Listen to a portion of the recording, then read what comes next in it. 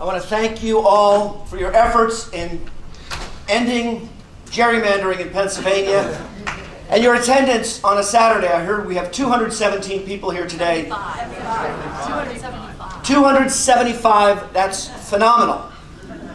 I know you've had 220 meetings and more all across the state of Pennsylvania.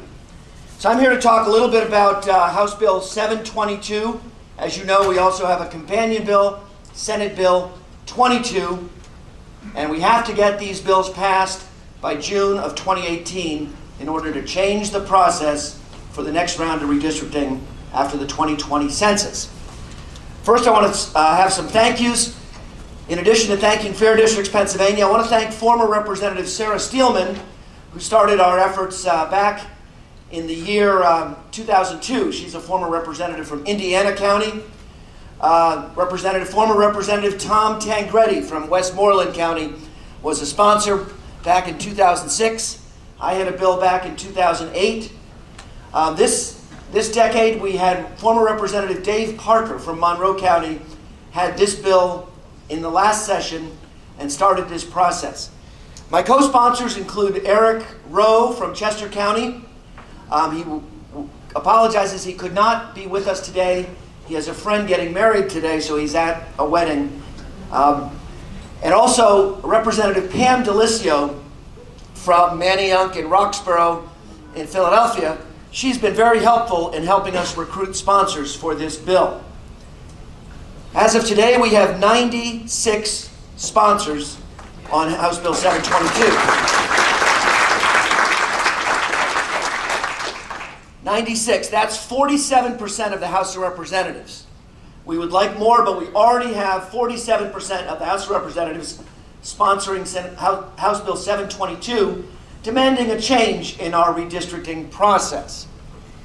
This is thanks to all of your efforts all across Pennsylvania. I think when we introduced the bill back in May, we had about 85 or 86 or 87 sponsors. Over the summer, we got more, one by one, as you were reaching out to your legislators in your communities and asking them to sign on to House Bill 722. I believe that's the most support we've ever had in the history of Pennsylvania, at least going back to 1968 when our Constitution, our current Constitution, was adopted. Now that 1968 Constitution, you know what it includes. It includes a section that redistricting is done by 4 party leaders. And those 4 party leaders get to pick a 5th person. But you know what happens in 1970, in 1980, in 1990, in 2000, 2010. Those 4 party leaders get together and they make deals with each other. They trade territory.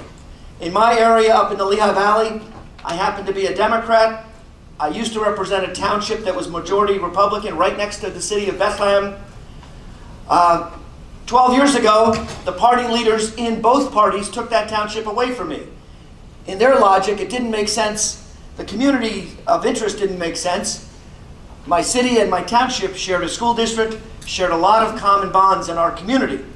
But the party leaders looked at it as an opportunity to take that township away, make my district more Democratic, make the neighboring district more Republican. They didn't ask me, and they didn't ask my Republican colleague just to the north. They just thought this was the best for their interest. So the flaw in that process, which is for our state house and state senate districts, is the current system makes sense for what's in the interest of the party leaders. We need a system that makes sense for the people of Pennsylvania.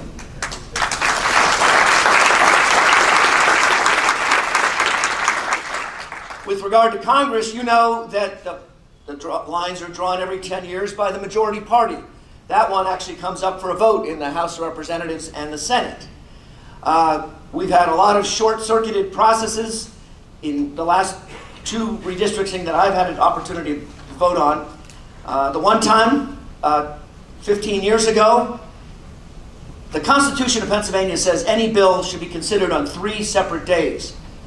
Well, the one in the year 2001, they found a way to have the first reading of the bill and the second reading of the bill on the same day. I don't know how that was possible, but the former Speaker of the House was able to get a bill through very quickly, came up for a final vote on very short notice, and really took the people out of the process.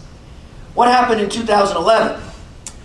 Well, that constitutional provision is still there, 3 separate days. This bill started in the state Senate. They had a first reading of a bill that was blank. It had language that said, the 1st Congressional District of Pennsylvania shall contain ... The 2nd Congressional District of Pennsylvania shall contain ... The actual language of the districts was not dropped in until 9 in the morning, I think it was a Thursday. The final vote in the state Senate was 11 o'clock that night. So the congressional redistricting plan was available for the legislators to see, for the press to see, for the people of Pennsylvania to see for only 14 hours before it came up for a final vote in the state Senate. Might have been Thursday, December 13th or December 14th back in the year 2011. I guess I should feel grateful as a member of the House of Representatives. We didn't get to vote till the following Tuesday, so I actually had about 4 days to look at it. There was a lot of embarrassing parts of that process. We had a state government committee meeting, a joint state government committee meeting between the House State Government Committee and the Senate State Government Committee. That was held the day before the map became public. So we talked about the proposal when the proposal didn't exist. One staffer in the corner of the room held up a map and said, I have a copy of the map, nothing in writing, no language of which communities and which counties and which wards were included. But the fact that he had a map held up in the corner of the room that none of us could see, somehow that counted for transparency. That's ridiculous. We have to change that process. We need to draw districts in Pennsylvania with a system that takes the party leaders out of the room.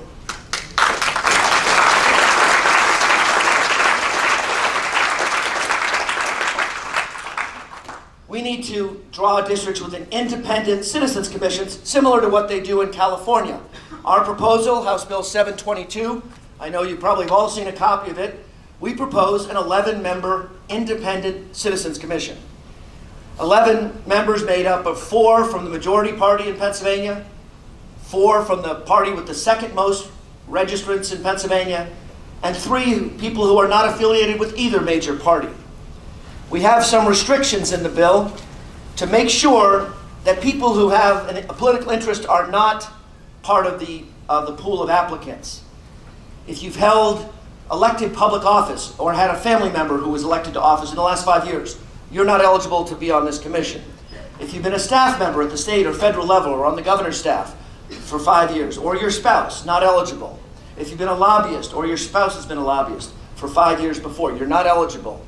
If you've been nominated as a candidate for 5 years previously, you're not eligible. Or if you've been part of a party organization, a staff member of a party, political committee, political action committee, not eligible. So we have those restrictions to make sure that people who have a vested interest are not part of this redistricting commission, and we have independent citizens. The Secretary of the Commonwealth would take a list of all the people who've applied for this job and then have a random selection to get the pool of applicants. We may have 200 or 300 or 400 people apply to be part of the Citizens Redistricting Commission. A random selection would narrow that down to 120. 40 Republicans, 40 Democrats, 40 people who are independents. From that pool, we do in our bill give the party leaders an opportunity to strike some names, similar to what lawyers might do with a jury. If you see somebody on the list that you think might have a vested interest, I use the example, I know we have the restrictions that you can't be an elected official or party leader for the last 5 years, but what if somebody gets on the list who was a very active partisan person 6 years ago or 7 years ago or 8 years ago? That process would give the party leaders the opportunity to strike out somebody they think might have a hidden agenda or be partisan on that commission. So that process would take the pool of applicants from 120 down to 96. From that pool of 96, there would be a second random selection to get it down to the final commission of 11 people. So with 2 random selections, I don't think there's any way that one group or one party or one vested interest in Pennsylvania could stack the deck. This would be a truly independent Citizens Commission. And I believe an independent Citizens Commission would draw vastly better districts than we have currently. I do want to mention a couple of other things. You have seen the results when we do not have fair districts in Pennsylvania. You have districts that are less competitive. You have elections that are less competitive. You have the people who are successful in those elections tend to go more with the extreme of one point of view or the other point of view.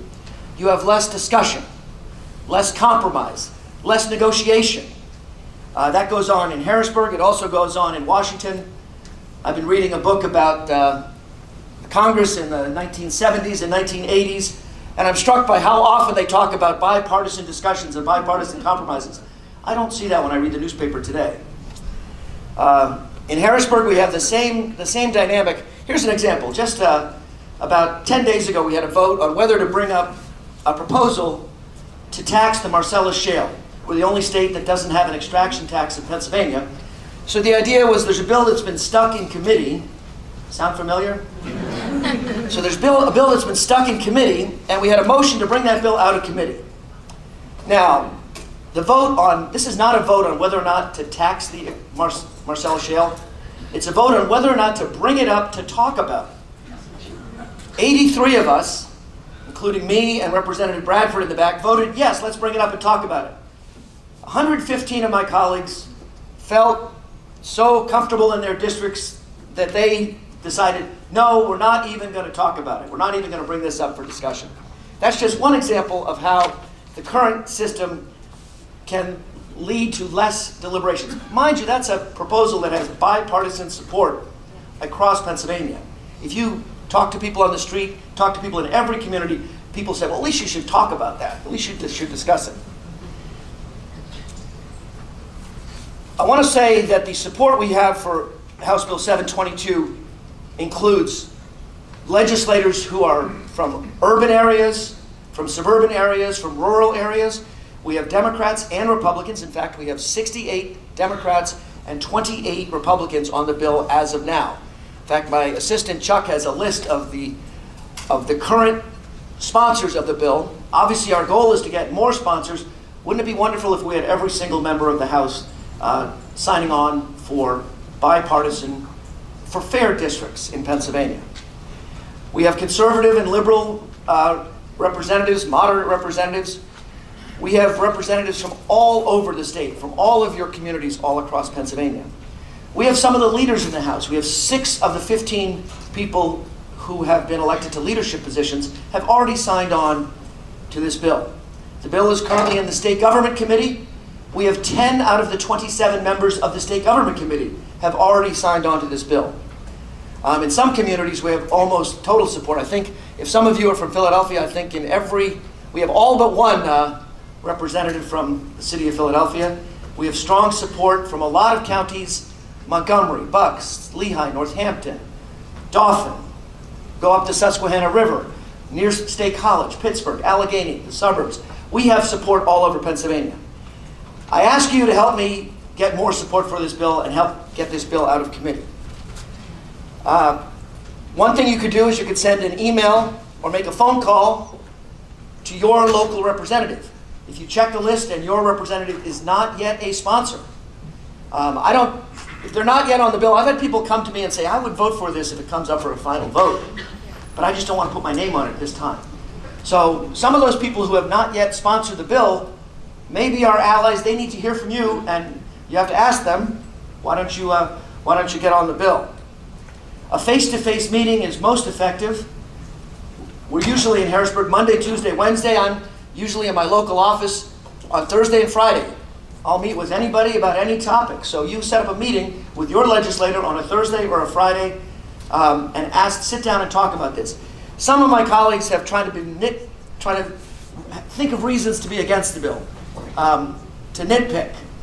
They don't like something about the Secretary of the Commonwealth being part of the random selection. I'm thinking the Secretary of the Commonwealth runs the elections in Pennsylvania and has for many years a fair, nonpartisan position that has been that has been faithfully done by secretaries of the Commonwealth in both Republican and Democratic administrations. But yet some people are nitpicking that might be a reason that they want to be against the bill.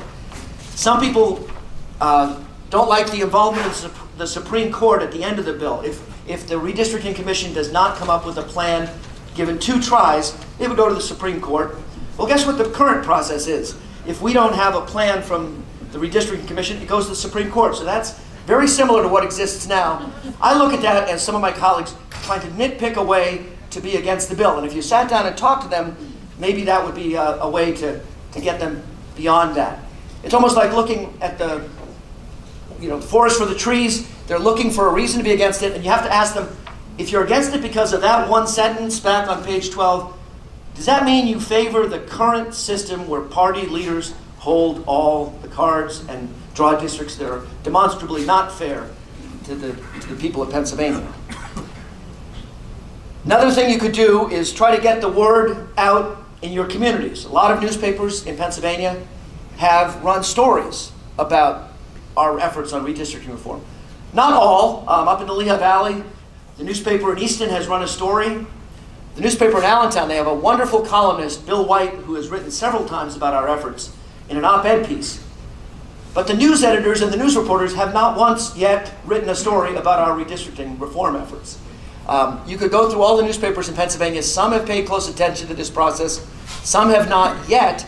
They may not be aware of the strong bipartisan support this effort has all across Pennsylvania. If you can't get your newspaper to write a story, you can always write the op-ed, or you could write a letter to the editor. I think that's one of the most, I've seen a study of newspapers, and some of the most read parts of the newspaper are the comics, the obituaries, and the letters to the editor. So often your efforts in writing a letter to the editor make a tremendous difference in your community. Final point I want to say is we have to ask for a hearing on this bill in the State Government Committee. We're honored today. Your next speaker is going to be Matt Bradford from Montgomery County. He's the minority chair of our State Government Committee. We have written a letter, our sponsors have written a letter to the majority chair of this committee asking for a hearing. Now, our bill was introduced on May 8th in the House of Representatives. It was referred to the State Government Committee. So far, it has not been scheduled for a vote or for a hearing. So what we're trying to do is ask for a hearing with all the support all across Pennsylvania, thousands and thousands of people who've come to your meetings, fair districts, 96 sponsors, the most in the history of any redistricting bill in our state. Let's bring it up and at least talk about it. If people have a problem with a sentence on page 12, a committee meeting is the opportunity to discuss it, to weigh the pros and cons, to offer an amendment if people feel that they want to make a change to the bill. We have to bring this bill up for a vote. So any effort that you can make to ask our majority chair of the committee, his name is Darrell Metcalf. He's a representative from out in Butler County in western Pennsylvania. I have his phone number, I have his email, I have his address. He has to hear from hundreds and hundreds of people across Pennsylvania asking for a hearing. Some of our leaders, at least one of our leaders in the House has sent a letter asking for a hearing. I know individual members of the State Government Committee have asked for a hearing. And as I said, our prime sponsors on the bill, we formally asked for a hearing. So there's a phone number at the Harrisburg office. It's 724, I'm sorry, that's his local office. Let's go with the Harrisburg office, 717-783-1707. You can send him an email, dmetcalf@pahousegop.com. And it's Metcalf without the E on the end of his name, so dmetcalf@pahousegop.com. Or send a letter to the Capitol, 144 Main Capitol, Harrisburg, 17120. So if all of us across Pennsylvania ask for a hearing, my hope is that we can bring this bill up for discussion. Let's put it up for a vote. I'm convinced that this bill would pass the House of Representatives. One final point. In the past, we've tried other ways to get this bill before the House of Representatives. Many of my colleagues have been trying to propose a bill to reduce the size of the legislature. And that concept has support in many parts of Pennsylvania. Here's something to think about. If you reduce the size of the legislature with the existing process for redistricting, who's going to be in that room drawing the lines? 4 party leaders. And you've seen what they've done with our current House of 203 members and our current Senate of 50 members. What if those 4 party leaders had the opportunity to reduce the number of seats and they could pick which seats to eliminate? I saw this happen, even with the same number of seats, I saw this happen one of my first years. And this was the Democratic leaders doing it. They carved out 2 seats that they had longtime incumbents. They put them in districts where they really only represented a small portion of the district. And of course, they were defeated in the 2002 election. Well, why was that? Why did that happen? One of my colleagues, the former Representative Ralph Kaiser, gave a speech. Everybody's allowed to give a farewell speech in the House of Representatives. So he used his farewell speech at the end of 2002 to describe exactly why the party leaders did this. The fact that he had voted independently on a bill bucked the party leaders 9 years before. Some vote 9 years before. So the party leaders in his own party waited 9 years and then decided to carve out his district so he could not win re-election. I use that as an example because what if our party leaders had the opportunity to carve out 50 seats? They would keep a list of anybody who's voted independently, anybody who's tried to work in a bipartisan fashion, anybody who's spoken out on an issue.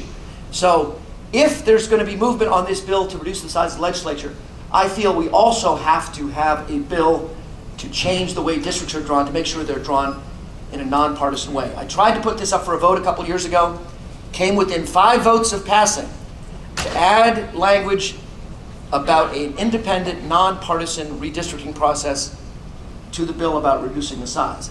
So I'm convinced that with the support we have right now all across Pennsylvania, we can make sure that we have an opportunity to have a nonpartisan independent commission.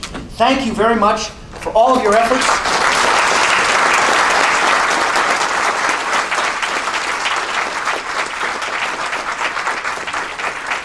And keep engaged with us, with your local representatives, with me. If you have a meeting that you want me to attend, I'll be glad to. I don't have as great a presentation as Carol does, but let's talk and let's work together to get this bill passed.